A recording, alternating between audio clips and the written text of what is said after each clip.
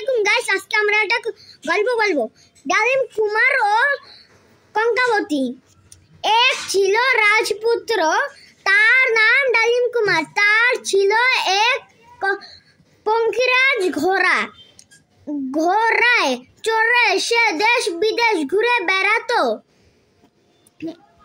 একবার ঘুরতে ঘুরতে অচিনপুরে চলে এলো। তার অনেক ক্লান্ত লাগলো। সে গাছের ছায়ায় ঘুমিয়ে পড়লো। ওই গাছে থাকতো ব্যঙ্গমা আর ব্যঙ্গমী। তারা কথা বলছিল। তারপর আমরা অনুপস্থিত যাব। ডালিম কুমারের ঘুম ভেঙে গেল।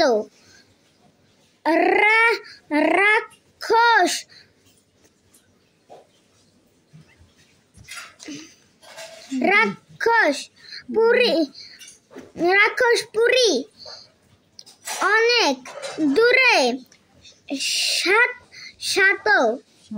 সাত সাগর 13 নদী ও পারে।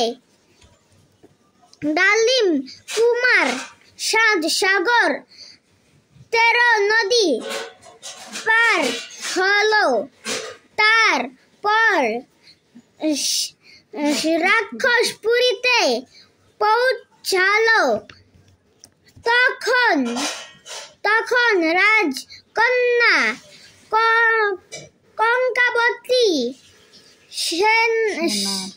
সোনার পালঙ্কে ঘুমিয়ে আছে। কিছুতেই তার ঘুম ভাঙছে না। ডালিম কুমার দেখতে পেল কঙ্কাবতীর মাথার কাছে রূপার কাঠি, পায়ের কাছে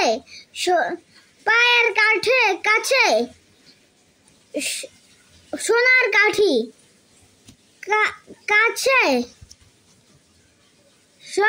কাঠি, তখন ডালিম কুমার মাথার কাছে সোনার কাঠি নিয়ে এলো আর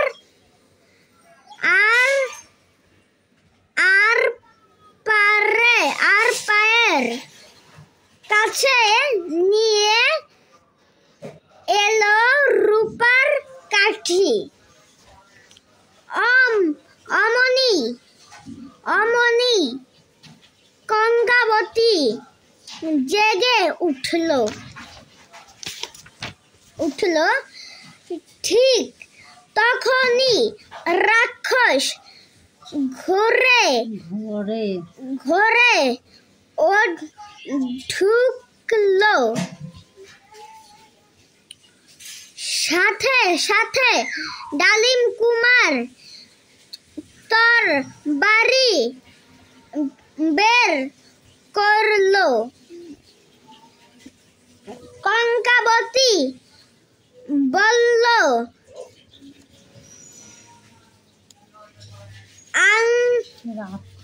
রাক্ষসের প্রাণ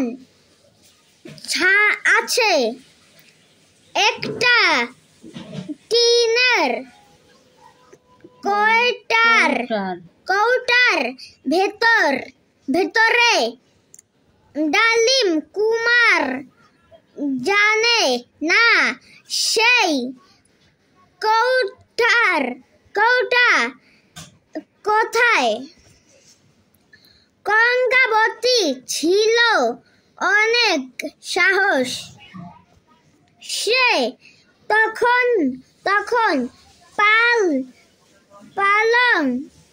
পালঙ্কের নিচ থেকে একটা কৌটা বের করলো। কৌটা খুলতেই বেরিয়ে এলো একটা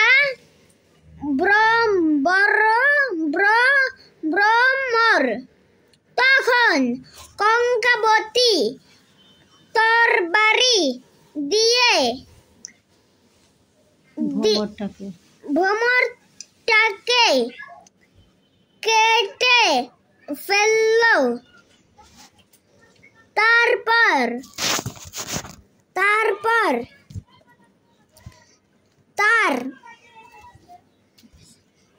তারপর ডালিম কুমার ও কঙ্কাবতী বেরিয়ে এলো রাক্ষসপুরী থেকে। তাহলে আজকের মতো শেষ। আল্লাহ হাফেজ, টাটা।